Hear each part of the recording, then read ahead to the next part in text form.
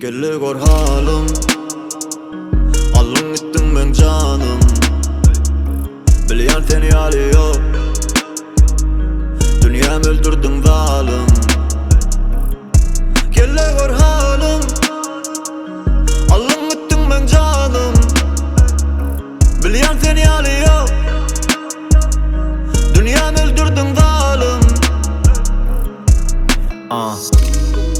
Yadım o tuşya ötelle geçelle. Kalbimi ruhumu sen üçün uğradıp yoğumu bağrıma seçellen. Sen bilen içellem, doyguyumu içine biçellem. Düşünmedin yöne samsık hiç açan sen üçün ödümden geçellem. Bulaştın sen erzada, görem ne diyerdin bar gidada. Görüptün mü meni sada, cada düdüktün mü aydada. Her nemi pok olsa ettin, ahmak gözümden açtın gittin. Bahana varını düzdün yettin, gummol barını.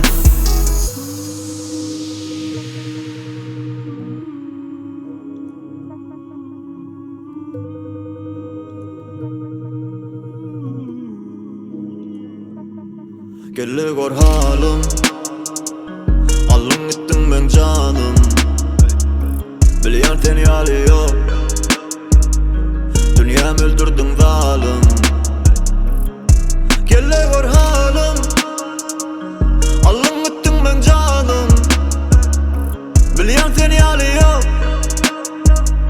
dünyam öldürdün zalim. Anırdan geleni gülyadım, men halama yanımı bilyadım. Yüzüm gözüm sollur yadım, onno da men seni kavver yadım. İdinle durdum dağ yale, nemedi göğnüne al. Nem için ışkımız ösmedi bağ yale, dışımız bolmadı yal. Ay sözden çın, gözden yalan. Sazın oynadım, sazını çalanla. Ayağımı dakcak bollun palan. Dünyada sen meni kayga salan. Sen men canımı göğnümü yakan. Yılan yalı men kalbimi çakan. Sen adını dakcak attakan. Meni görmeyen ayra vakan. Meni görmeyen ayra vakan.